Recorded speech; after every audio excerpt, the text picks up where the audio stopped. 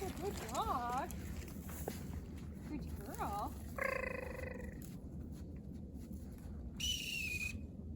Good. Good. All right, remember on test day, there will not be any sort of carcass or hide at the end of your on-lead blood track. However, the judges do have to tell you if you've passed the end of the track. So I still practice in training. I always put a hide at the end. I want the dog to know that we've completed the on-lead portion of this. So I'm usually training alone, and if you are as well, what I usually do next is just leash the dog up to a tree that is conveniently located right here. Eventually, as you keep training, you'll be able to just blow your dog down on a halt and trust them to stay there even as you walk away to lay more blood.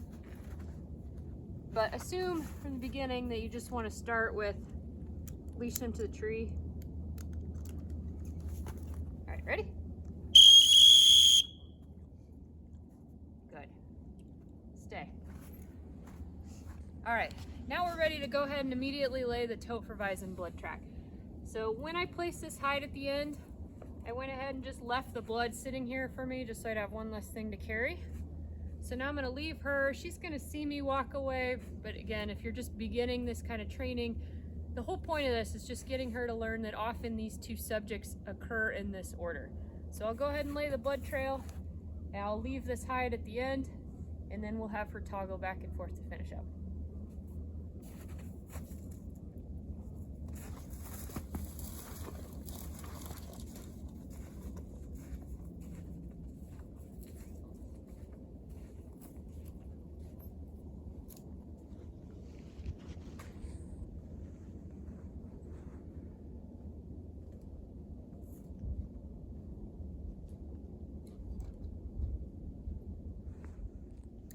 All right, so now I've finished laying the fresh portion of the blood track. So remember, on test day, the dog will complete the initial 400 meters of the blood track on lead, whether you selected the day track or the overnight track, and then they will lay a fresh 200 meters of blood.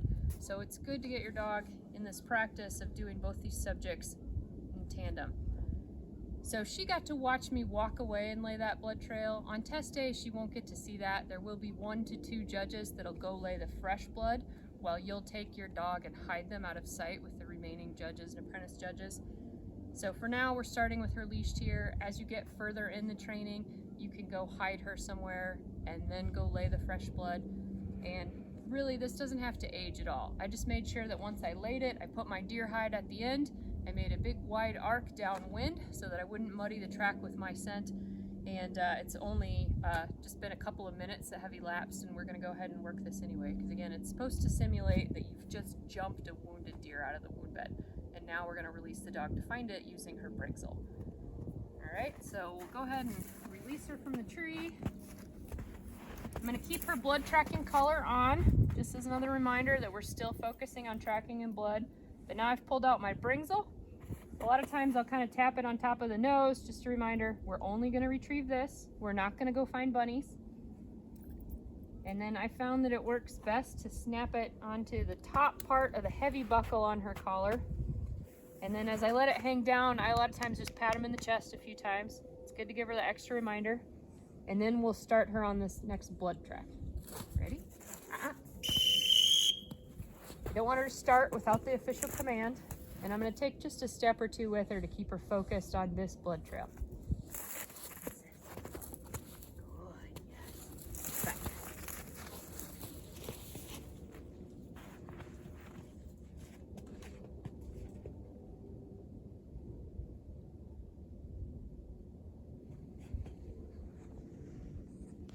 Good girl. And just like any other retrieves at an HCP or a VGP, where is it? As long as they're behaving, you can talk to them and train.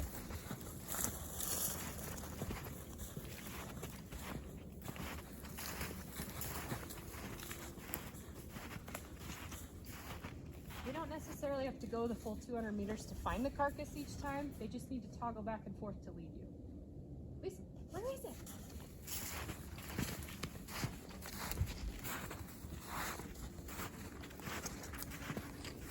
Such a good girl. Oh, where is it?